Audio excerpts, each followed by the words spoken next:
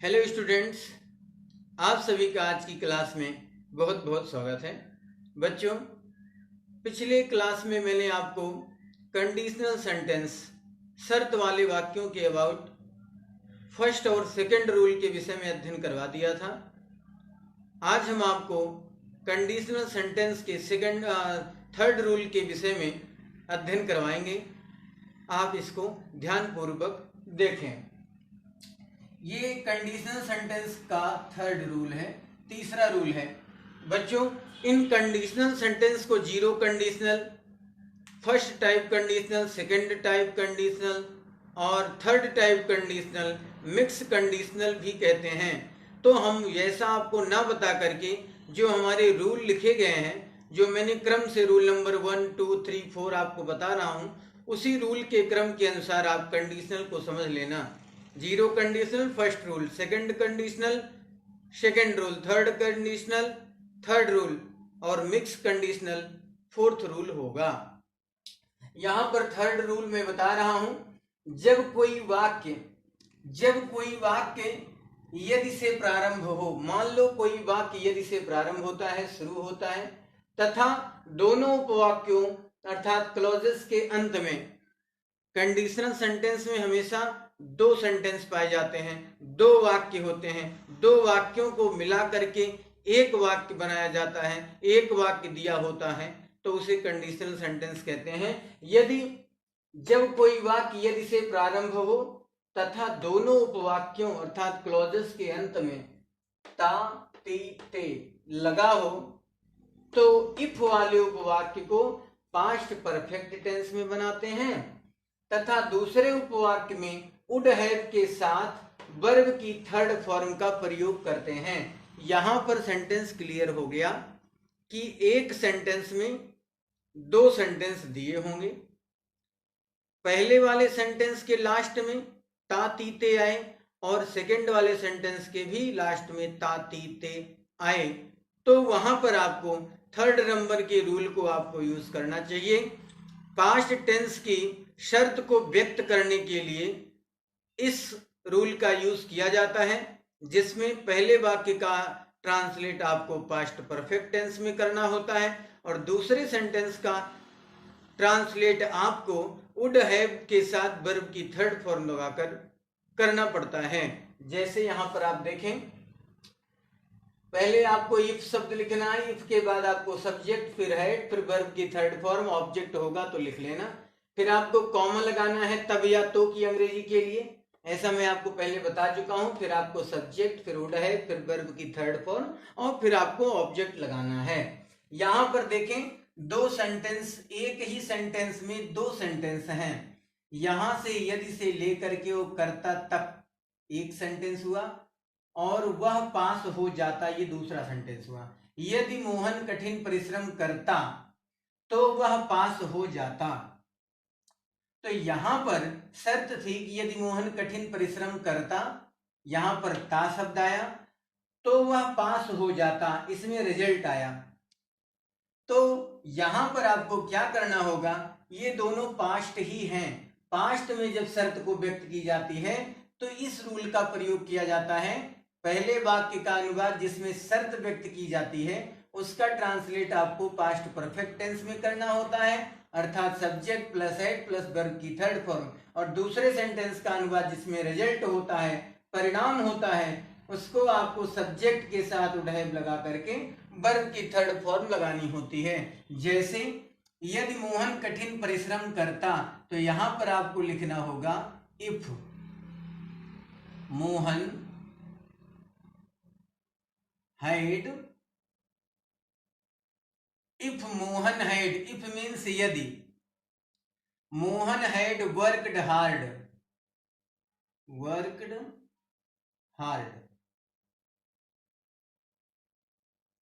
तो की अंग्रेजी के लिए कॉमा, वह पास हो जाता, तो वह पास हो जाता तो ही वुड हैव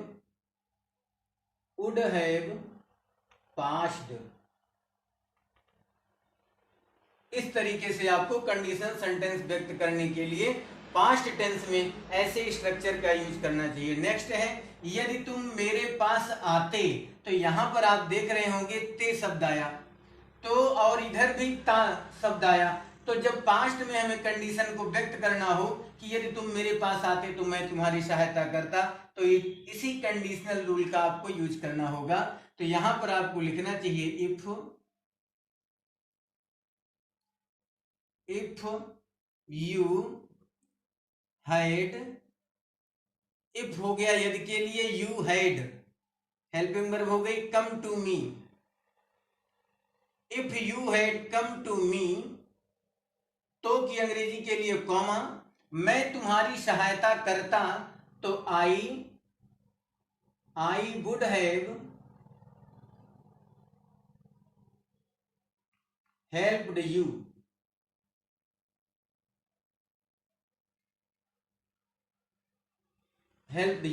इस तरीके से आपको करना होगा। नेक्स्ट है यदि वर्षा ना होती तो हम नहीं भीगते, तो यहां पर आपको करना होगा इफ इट, वर्षा होने के लिए सब्जेक्ट हमें इट का यूज करना होता है। If it had not rain, if it had not rained, comma, हम नहीं भीगते, तो बी मीन्स हम, हेल्पिंग वर्ब हम हो जाएगा would not have got wet, means भीगना, गॉट वेट। तो if it had not rained, यदि वर्षा ना होती, we would not have got wet, तो हम ना भीगते। नेक्स्ट है यदि प्रिया मुझे निमंत्रण देती तो मैं पार्टी में जाता, तो यहां पर आपको लिखना होगा इफ प्रिया हैड इनवाइटेड हो जाएगा, थर्ड फॉर्म लगेगी। इफ प्रिया हैड इनवाइटेड किसको, मी, तो की अंग्रेजी के लिए कॉमा, मैं पार्टी में जाता, तो I would have go to, नहीं gone to, I would have gone to the party.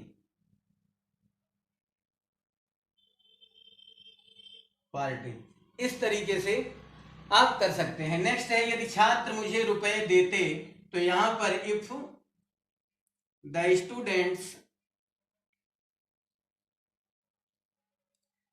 Students means यदि छात्र had given me money, had give की थर्ड हो जाएगी गिवन, देना, if the students had given me money, comma, तो की अंग्रेजी के लिए मैं उन्हें पढ़ाता, तो I would have taught them, teach की थर्ड टॉट देम। तो बच्चों इस तरीके से हम कंडीशनल सेंटेंस का थर्ड कंडीशनल सेंटेंस इस तरीके से हम बनाते हैं। इसके अलावा नेक्स्ट रूल हम आपको अभी जस्ट बताते हैं। ये आशा करता हूं कि ये आपके समझ में आया होगा। ये कॉम्पिटिटिव एग्जाम्स में फिल इन द ब्लैंक्स के रूप में आ जाएंगे। जैसे मान लो ये सेंटेंस दिया हो, the students had given me money, comma लगा दिया गया हो, आई वुड हैव डॉट डॉट करके देम लिख दिया गया हो, और आपको यहाँ पर वर्ब फिल करनी है, तो आप कौन सी वर्ब फिल करोगे, फर्स्ट फॉर्म की, सेकेंड फॉर्म या थर्ड फॉर्म, या यूं दे दिया जाए आई, यहां पर आपको वुड लगा करके हैव को डॉट डॉट कर दिया जाए, तो यहां पर क्या हैव दे दिया जाए। इस तरीके से आप कैसे इनको फिल करेंगे, तो इसको पहचानने के लिए कई तरीके हैं। इस तरीके से आप इनको लर्न करके, सीख करके आप इनको आसानी से पहचान कर सकते हैं। और ये कंडीशनल सेंटेंस स्पोकन इंग्लिश में भी बहुत यूज किए जाते हैं। इनके बगैर आप बोल नहीं सकते, स्पीक नहीं कर सकते, या कर भी सकते हैं तो हर कंडीशन को आप एक्सप्रेस नहीं कर सकते, व्यक्त नहीं कर सकते। आइए नेक्स्ट रूल देखते हैं।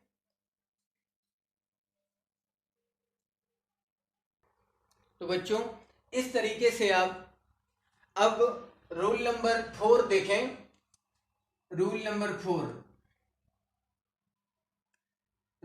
4 में जब कोई वाक्य यदि या अगर से प्रारंभ हो। मैं ऐसा कई बार बता चुका। और बच्चों आपसे एक बात और कह दूं कि मेरे जितने भी रूल हैं कंडीशनल सेंटेंस के, वह एक टाइप के एक जैसे ही सेम तरीके से बने हैं, सिर्फ उसमें उसकी कंडीशन चेंज है, किस हिसाब से उनका ट्रांसलेट करना है, और रूल लिखने की जो स्टाइल है वो बिल्कुल एक जैसे ही सभी रूल दिखेंगे। तो यहां पर आप देखें, जब कोई वाक्य यदि अगर से प्रारंभ हो और इनके साथ नहीं शब्द दिया गया हो, मान लो कोई सेंटेंस है वो यदि या अगर से प्रारंभ हो रहा है, स्टार्ट हो रहा है, और उसके साथ नहीं शब्द दिया है, तो दूसरे वाले उपवाक्य में भी जो उसका दूसरी क्लॉज है उसकी, उस उपवाक्य में भी नहीं शब्द आता है। तो दूसरे उपवाक्य अर्थात क्लॉज में भी नहीं शब्द आता है। इसलिए ऐसे वाक्य अनलेस से शुरू होते हैं और अनलेस के साथ नॉट शब्द का प्रयोग नहीं किया जाता है। यदि किसी सेंटेंस में यदि और नहीं ये दो शब्द आए हों, और दूसरे वाले सेंटेंस में दूसरे वाली क्लॉज में भी नॉट शब्द हो, तो वहां पर अनलेस का यूज किया जाता है। जैसे यहां पर आप देख सकते हैं, यदि तुम कठिन परिश्रम नहीं करोगे, तो यहां पर नहीं शब्द आया और यहां पर यदि शब्द आया। यदि और नहीं, यदि दोनों ये शब्द आते हैं और इधर दूसरे वाले उपवाक्य में भी नहीं शब्द आया है, यदि शब्द यहां आया, नहीं शब्द यहां भी आया, तो यदि नहीं, ये एक सेंटेंस हो गया, एक क्लॉज हो गई। दूसरी क्लॉज है तुम पास नहीं होंगे, यहां भी नहीं आया। यदि इस तरीके की स्थिति हो किसी भी सेंटेंस में, तो आपको अनलेस का प्रयोग करना है। बस इतना ध्यान रखना है कि गा गी गे दोनों क्लॉजों में आएंगी, फर्स्ट क्लॉज में भी और सेकंड क्लॉज में भी। तो इसका ट्रांसलेट फर्स्ट का, ऐसा मैं आपको पहले बता चुका हूं कि इसका ट्रांसलेट आपको फ्यूचर इंडेफिनिट में करना है, और इसका ट्रांसलेट आपको प्रेजेंट इंडेफिनिट में करना है, और इसका ट्रांसलेट आपको फ्यूचर इंडेफिनिट में करना है। तो यहां पर आपको क्या करना होगा, अनलेस के साथ नॉट नहीं लगाते हैं, तो यदि और नहीं की अंग्रेजी के लिए हमने लिख दिया अनलेस।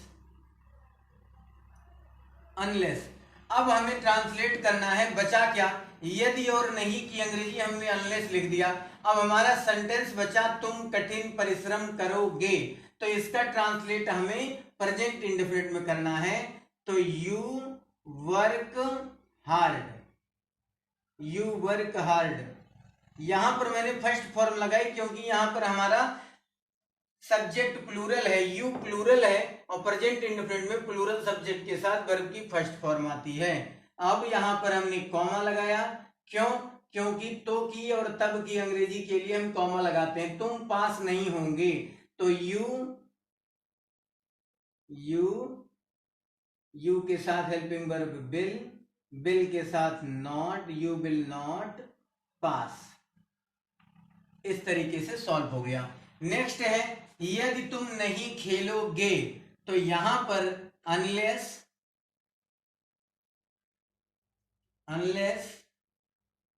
यू प्ले, यहां पर नॉट नहीं लगाना है। यदि और नहीं की अंग्रेजी अनलेस हो गई, तुम खेलोगे प्रेजेंट इंडेफिनिट में बनाना है, तो यू प्ले। नेक्स्ट यहां पर तो की अंग्रेजी के लिए कॉमा, हम मैच नहीं जीतेंगे, तो बी के साथ सेल आता है फ्यूचर में, we shall not win the match. Win means जीतना, फर्स्ट फॉर्म हुई the match, we shall not win the match. Next है, यदि वर्षा बंद नहीं होगी, तो यहां पर यदि और नहीं की अंग्रेजी हमने क्या लिख दिया, अनलेस इट स्टॉप, माने बंद होना, यहां स्टॉप्स हो जाएगी क्योंकि इट सिमिलर है तो वर्ब में एस लग गया। इट स्टॉप्स रेन, कॉमा, वह वहां नहीं जाएंगे, तो he will not go there.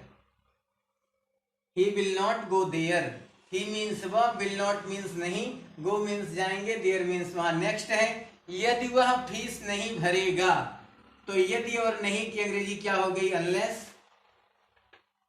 Unless he pay means भरना, fee means fees, unless he pay fee comma मैं उसे नहीं पढ़ाऊंगा, तो आई शैल नॉट टीच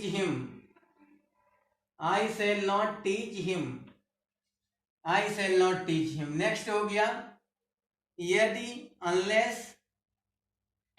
यदि नहीं के लिए अनलेस यू बीट मीन्स पीटना, unless you beat him means उसे, unless you beat him comma मैं तुम्हें पर्स नहीं दूंगा, तो आई शैल नॉट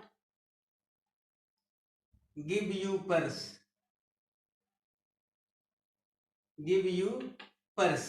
इस तरीके से आप अनलेस का प्रयोग करते हैं। अनलेस की जगह इफ का भी प्रयोग आप करते हैं। कैसे? वो तब सेंटेंस इस तरीके से लिखा होता है कि if you do not beat him comma I shall not give you purse.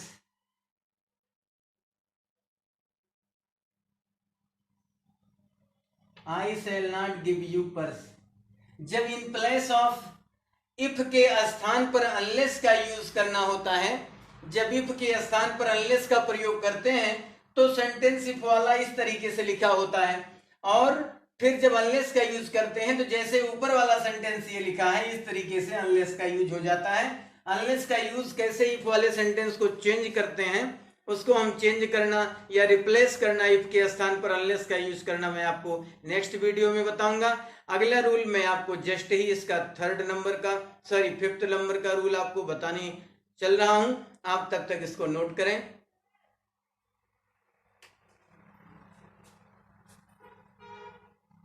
तो बच्चों, ये आपका फिफ्थ नंबर का रूल है।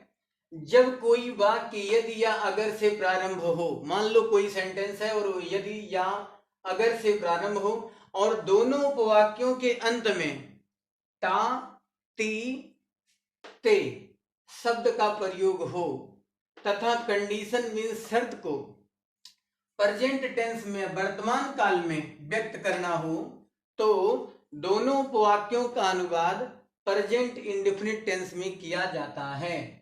तो दोनों उपवाक्यों का अनुवाद प्रेजेंट इंडेफिनिट टेंस में किया जाता है। बच्चों, यदि मान लीजिए कोई कंडीशनल सेंटेंस है और उस सेंटेंस में दो उपवाक्य दिए गए हैं और दोनों उपवाक्यों के अंत में ता, ती, ते आ रहा है तो क्या करेंगे, और उसमें उस सेंटेंस में कंडीशन को, शर्त को जो है प्रेजेंट में व्यक्त करना है, वर्तमान काल में व्यक्त करना है, तो दोनों सेंटेंसों का अनुवाद हम प्रेजेंट इंडेफिनिट टेंस में ही करते हैं। पिछले रूल में, रूल नंबर 4 में मैंने आपको बताया था, रूल नंबर 3 में मैंने बताया था कि यदि दोनों उपवाक्यों के बीच में ता, ती, ते आए और उनका शर्त को पास्ट टेंस में व्यक्त करना है, तो वहां पर पास्ट परफेक्ट टेंस का यूज करके वुड हैव के साथ वर्ब की थर्ड फॉर्म का यूज करते हैं। यहां पर यदि ता, ती, ते सेंटेंस के लास्ट में आए और आपको शर्त को प्रेजेंट टेंस में व्यक्त करना हो, वर्तमान काल में व्यक्त करना हो, तो आप क्या करेंगे, दोनों सेंटेंसों का अनुवाद, दोनों सेंटेंसों का ट्रांसलेट प्रेजेंट इंडेफिनिट टेंस में करेंगे। जैसे यहां पर यदि वह मुझे बुलाती है, शर्त है कि यदि वह मुझे बुलाती है तो मैं आता हूं, तो हैं से पता चल रहा है कि ये प्रेजेंट है, प्रेजेंट टेंस है और ये प्रेजेंट इंडेफिनिट में है। तो यहां पर आपको क्या करना होगा, इफ या इफ का प्रयोग करना होगा। इफ सी वह बुलाती है, प्रेजेंट इंडेफिनिट है। If she calls, call means बुलाना, इसमें यस जोड़ देंगे। If she calls me, comma लगाएंगे तो की अंग्रेजी के लिए, मैं आता हूं, आई कम, इस तरीके से होगा। इफ सी कॉल्स मी आई कम, यदि वह मुझे बुलाती है तो मैं आता हूं। नेक्स्ट है यदि तुम बीमार हो, तो यदि तुम बीमार हो तो इफ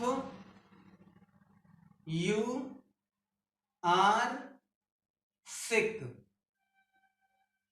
सिक मीन्स बीमार, इफ माने यदि, यू माने तुम, आर माने हो, सिक मीन्स बीमार, कॉमा तो की अंग्रेजी के लिए तुम आराम करो, यू मीन्स तुम, टेक मीन्स करो या लो, क्या, रेस्ट, यू टेक रेस्ट, तुम आराम करो। नेक्स्ट है यदि वह देर से आता है, यदि वह देर से आता है तो यहां पर आपको लिखना होगा इफ